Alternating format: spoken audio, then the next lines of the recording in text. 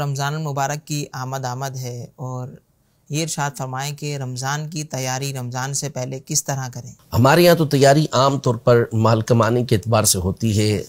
مختلف قسم کے ڈیزائن کے سوٹ جو ہیں وہ آرڈر کر دیے گئے ہوں گے، دکانداروں نے کون سے سوٹ بیچنے ہیں، شوز ہیں ان کے لیے، اور مختلف قسم کی تیاریاں تو بہرحال ہمارے یہاں شروع ہو جاتی ہیں۔ بہت سے لوگ جو ہے وہ کھانے پینے کی چیزیں یہ تیار کر کے رکھیں گے کہ رمضان میں باہر نکلنا مشکل ہو جائے گا۔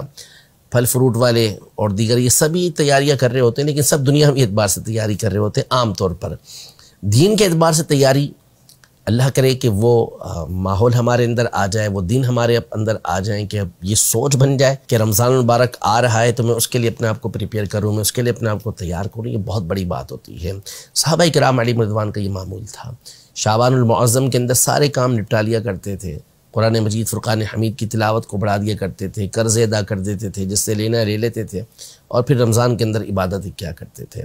تو اصل یہ ہونا چاہیے کہ جس چیز کی ہمیں پہلے سے عادت ہوتی ہے پھر اسے کرنا آسان ہو جاتا ہے۔ بندہ ایک چیز کا عادی ہو تو پھر بعد میں اسے کرنے میں مشکل نہیں ہوتی۔ جیسے حج پر جاتے ہیں تو یہ مشورے دیے جاتے ہیں کہ بھئی فلاں قسم کی چپل جب آپ لیں تو اس کو پہن کر اپنے آپ کو عادی بنا لیں، تاکہ پھر آپ جب وہاں جائیں گے حج پر تو یہ چپل پہن کر پھر آپ چل سکیں گے۔ کچھ پیدل چلنے کی عادت بنا لیں کہ طواف میں چلنا پڑے گا، مینا عرفات کے اندر چلنا پڑے گا، تو یوں چلنے کی عادت ہوگی تو آپ کو آسانی رہے گی۔ لیکن اصل یہ ہے کہ آپ اپنے آپ کو عبادت کا بھی تو عادی بنائیں، کیونکہ آپ پڑھنے کے عادی ہوں گے تو پھر وہاں پر کھڑے ہو کے نوافل پڑھنا آپ کے لیے آسان ہوگا۔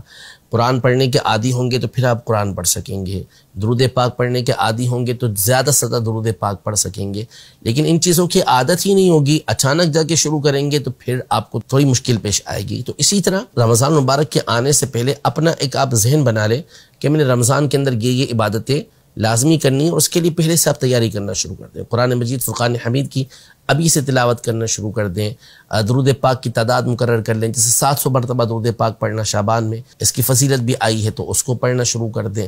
تو رمضان کے اندر پھر آپ کی عادت بن جائے گی۔ رات کو اٹھ کے کچھ دعائیں مانگنا اللہ کی بارگاہ میں، اس کی عادت بنا لیجئے، رمضان کے اندر آسانی ہو جائے گی۔